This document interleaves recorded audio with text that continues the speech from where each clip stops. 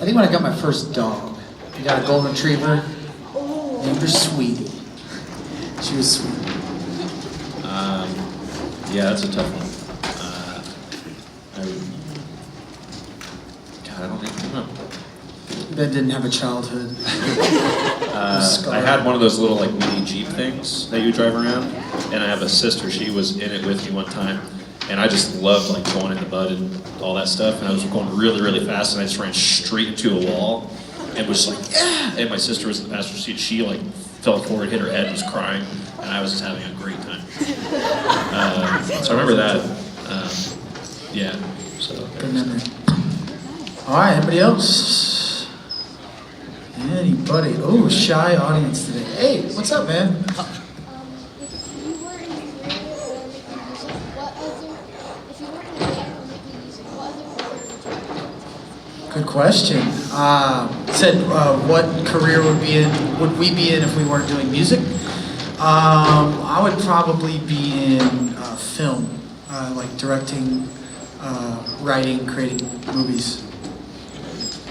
I try to get a gig as an Alaskan bush pilot. My dream job would probably be to be a Foley artist, which, if you're not familiar, in movies, whenever you see like someone who's, if they're walking outdoors, chances are that sound, any sounds that you're hearing has been recorded later because it's just too noisy. So like you get to be the guy sitting there like ruffling the clothes at the right time, doing all the footsteps and all this stuff. Looks like a lot of fun. I'd like to do that. I'd probably be a discount tire.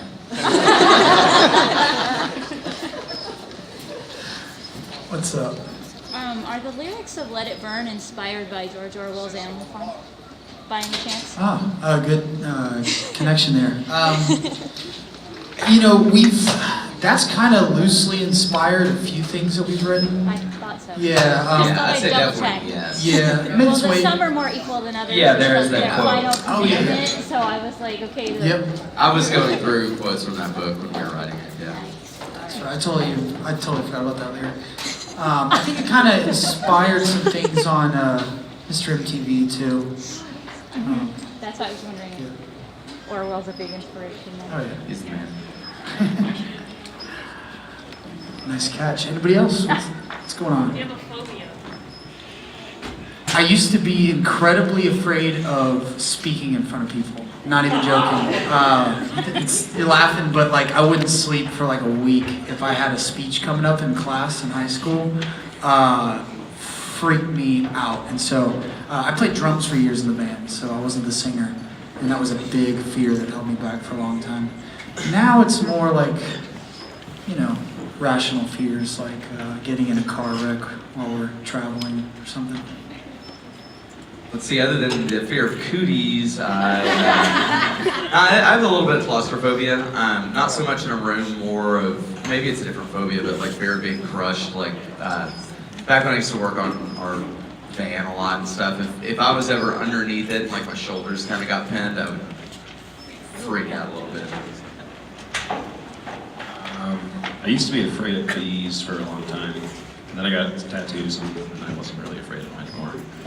More recently, I'd say fear of flying, and to try to get over that, I just looked up as many plane crash videos and read about it as much as I could. And so it kind of made it worse, but it kind of made it better, because a lot of like technical crashes that happen, like 90% of the time, people are fine. So I was like, I guess I feel better about it, I still got to fly. So I'd say that. It's probably a painless death. You're either gonna die like really quick, or you're gonna survive. It's not so much the hitting, it's the part that like I really don't want to have to do. That's the fun part. Yeah. Hey, look, I'm floating. Things are floating a little bit. And along the same lines, I'm more afraid of heights, but it wasn't ever bad. And then currently, within the past 5 years, I don't know, it's just gotten worse. Even like I'll go on top of there and just kind of freak out a little bit, but it'll be fun. It's tall up there. I haven't fallen yet. It's no joke. What musical bands influenced you to be where you are? A lot of them along along the way. I would say Muse, Rage Against the Machine, Tool. Nice jacket, by the way. I know Mark, you listened to a lot of Metallica growing up. Dan listened to a lot of Ben Folds, Imogen Heap. God, trying to think. Dredge, Emery, Chevelle. We got to tour with them quite a few times. There's so many, it's hard to like narrow it down. Yeah, the major like course correctors in terms of what bands I listened to before hearing this band and then after. So I used to be a lot more into like just random whatever, more kind of hip hop oriented until I heard Pantera. Then that kind of sent me down the rock metal avenue. Then Alice in Chains, kind of more into grunge and all that stuff. And then way later on, Circus Survive, into some other stuff. Glassjaw, at least for you. Oh yeah, well that's, I don't know. I would definitely say Slipknot. Yeah. Oh yeah. That's a cool one. Yeah. I always like Slipknot. I get to hang out with Corey Taylor So at jealous. Shiprocked. So jealous. He's a pretty cool dude. He's I actually. last saw him at Stone Sour here. Oh, cool. Yeah, I went to Oh, Very cool. awesome. What's up, man? If you guys could only listen to one album for the rest of your life, what would it be? Yeah, it's a good one. I'd probably pick Thrice, Yesu.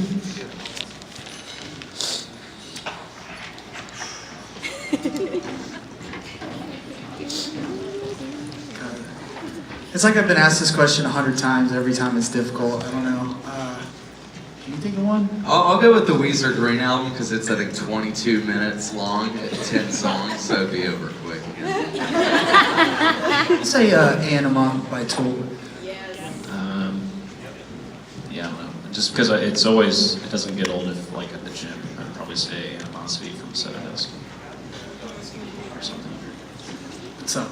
Do you guys enjoy listening to yourselves? Or does that kind of make you feel weird, like listening to a voicemail? Like, yeah, that's what I sound like. You know, I guess for everybody it's a little bit different, but it's probably generally the same.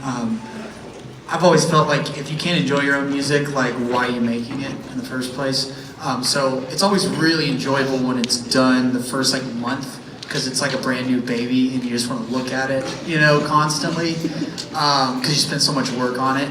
And so I always listen a ton that first month after it's done, and then I get super burnt out because I've been working on it for a year, you know, with the guys. And but I'd say it's honestly only really awkward to listen to when there's other people around, and if something's unfinished. Like if somebody hears like a demo, I get really weird, and I have to leave the room a lot of times. I'm just like, ugh. It's like you know, the first time you hear your voice on like the you know, answering machine or something when you're a kid. It's like it's kind of like that feeling. I'm Sam yeah. What was the update on that crew member that fell? Oh, Sam. Yeah, so our stagehand, he fell. He was kind of looking down, had something in his hand, and he was doing some work, and he just stepped off the stage and he broke 2 ribs, collapsed the lung on one of these barricades. So yeah, is he out now, or he's just about to be? Yeah, he's home now. Oh, okay, awesome, yeah. He had to get an extended stay. We thought it was going to be just like 2 days or something. It turned out to be like a week. He collapsed. So they let him go and then collapsed and go back. Not a lot of fun. Sucks. Yeah, it did. What's up? What band, past or present, would you love to go on tour with? Deftones. Nice. I think it would have been cool to be a part of like the Led Zeppelin era and stuff back then. I think Motley Crue just for the stories. Fair enough.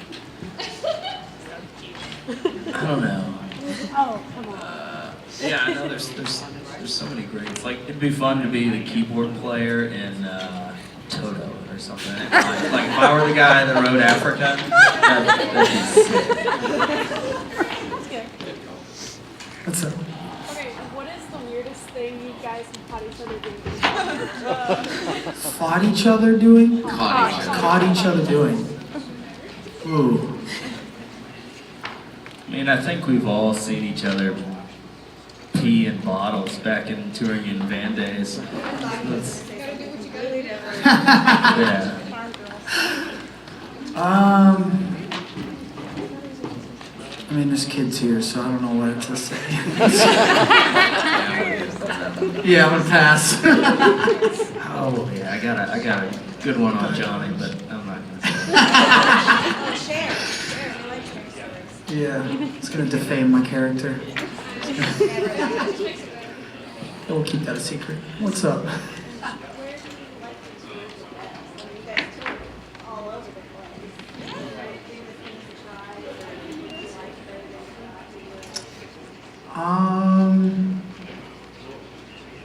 I don't know. Europe's really cool, but it's really tiring because there's just less accommodations, and we're also smaller over there. So the level of everything is just on a smaller scale. But it's really interesting. Like everywhere we go, it's so different, you know. So that's really fun. Yeah, out of everywhere we've been, honestly, I prefer to be on like the western half of the U.S. more than anywhere in the world. Japan's pretty obvious, and Australia. We've been to Japan a couple times, and it really is a whole new world or whatever over there. It's really, really neat. Food's amazing, and the people are so respectful. I think that was the coolest thing to me. Actually, I want to say Wichita, Kansas, I think was the best. I'm not just saying that. Well, we're a boss, so I mean it's. What's up? Favorite cartoon growing up? Doug. I think Rocco's Modern Life. Weird kid. Yeah, I was pretty into Rocko's Modern Life or All Real Monsters. Yeah, I guess. Yeah, No, it's Crumb. I'd say as like a really young kid, it was Looney Tunes, but the Roadrunner Coyote thing, and then The Simpsons as I got older. What's up? What's your most awkward fan moment? Like, crazy thing. I had this girl who was hanging out with the group, really nice person. I'm not gonna give away who it is, so it doesn't. But she sat me down and she was like, "Hey, can I talk to you for a second?" Like, seemed serious. Like I thought it was gonna be like a life and death kind of thing, or she's gonna share some heartfelt story. I was like, "Sure." And she was like, "I need you to sit down." I was like, "Okay." I don't know her that well. She sat down. She's like, and by the way, I'm with someone. I have a girlfriend at this time. She knows that. She's like, you know, it's not something I believe in so much. It's more something I know. But we're gonna have a child together. And I go, and I had a few drinks in me, and I was like, nope, no, we're not. and she's like, well, I know you're with somebody right now, but in the future, I had a dream. It's gonna happen. I was like, I had a dream. It's not gonna happen. Crazy. So that was weird. Fortunately, I had a few drinks, so I didn't care. I was just blunt. Like, I didn't even try to pretend to be nice about it. I was just like, no. And mine, many years ago, back when we were just regionally touring, there was this girl in Texas who was pretty obsessed with me. And, you know, those shows, there was only like 50, 60 people, so it's really hard to avoid people. And this one night in Dallas, we play, and she's there, and I'm like, crap, you know. And somehow we end up walking kind of out the front. We're both going the same way. She's too drunk to walk, so I was gonna like help her and get her a cab. And we get out the front door. This is like right after we play, and she just starts puking in the bushes right by the front door. And I'm standing there as all of our fans leave. I'm like, I'm not with her. I'm just every guy was like, been there, bro. Anyway. Just tell them about the KKK thing. Oh yeah. All right, another awkward story. The first time we played in Reno, this was right before we got signed. Tiny show at Heaven's Basement. Probably like 50 people there. Get done playing. It's a shotgun style bar. I walk straight out the back to smoke a cigarette, and there's like 15 dudes like all hanging around the hood of their cars, and I'm like, and they're like, "Oh, hey man, great show," you know. And I introduce myself, and they all introduced themselves as Dan. I don't remember what that meant, but they all went by this stupid acronym. And as I look around and look at their shirts, and hear him talk, I realized I just walked into like this white supremacy group that was just at our show in Reno, Nevada. And I'm just like, oh damn it. Like the only fans we have out here now is the fucking cake. I'm like, alright, nice to meet you guys. I go back to the bar and I walk straight out the front of the bar and sit down. And this girl comes running out. Obviously, she just got into a huge fight with her boyfriend. She's still yelling at him. He comes out. She walks up to me and like just grabs me and like sticks her tongue down my throat, pushes me away, then runs out and gets in this car and peels out. And I was just like, what? I'm gonna get my ass kicked by this guy. I'm like, I don't. Stop! Weird night. It was a weird night. Anyway. One more question. Yeah, let's move on. What's up? And then I'll get you. Les. Kind of a serious question, but like when you get there, it's like your darkest times. Like what gets you through? Like what pulls you through it, or like what makes you like stay there? Yeah. You know, music I think is probably one of the biggest things for us, and that's why we got into what we do, because you know, when we were low, it was always kind of like therapeutic and brought us energy in a healthy way rather than drugs or some other vice, you know. It's kind of like the healthiest drug out there. So we'd always get re-energized by listening and making music, but other times I feel like sometimes like that isn't what's needed at the moment. Sometimes it's talking to a good friend and feeling heard. Sometimes it's exercising, you know what I mean? Like just venting it out through something physical. But for me, so I used to deal with depression a lot in high school.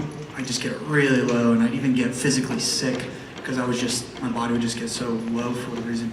And then I got really into more regimented like exercise, and that cured my depression.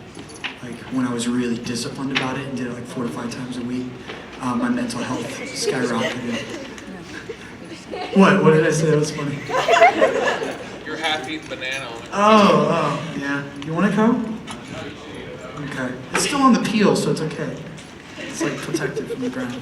That's legit slippery though. It's Don't drive over that. We've seen what happens. Yeah. Do you have anything to add to that? No, kind of the same. Like I used to, handle that in not the healthiest ways, via drinking usually, and until I don't know, I just tried to switch it up and I got into exercising a lot more, years and years ago, and found that to be a much better outlet. And then just kind of learning to, make lemonade, as they say. It's a lot more rewarding in a long-term sense. So then when he's sad, he goes into the kitchen and he makes lemonade. Yes, I literally make lemonade. The sugar high just every time. Just good. All right, last one. Yeah, do you have like a pre-show routine you go through to get like pumped up for the show? Oh yeah. I'll get mine real quick, and then everybody else has got their own. But I take a 45-minute nap about 2 hours before the show. If it's any more than 45 or less, like that's the sweet spot for me. And then I'll wake up, do like a quick breathing exercise just to like oxygenate my body, kind of wake myself up. Then I'll shut up, Kyle. So it's making fun of me. And then I'll go into the back lounge of the green room, do a 30-minute vocal, about 20 minutes warming up the voice, and then I'll do an actual 30-minute like legit with a recording on the iPhone, like doing scales and stuff. And then I'll do a little bit of 5-hour energy, a little bit of Jameson, some lemon, honey, and peppermint tea with some ginger in it. And that kind of keeps my stomach calm when I get the nerves before the show, and also it makes my throat feel good. And then I'll start doing like, just stretches, swinging my arms around, jumping jacks, push-ups, stuff like that. And then calm down for the 5 minutes before the show, just kind of like don't move and just get all zenned out. I crack my fingers and then I blow mines. Yeah. It's just so large. Say the complete opposite. It can be that simple, but It's kind of a warm up and then stretch, and usually you watch like Instagram videos of dogs or something for 10 minutes, and then Brian comes and says we have to play. I mean, mine's pretty similar to Dan. nobody takes us serious. I'm just kidding. All right, we're done. Thanks, guys, so much.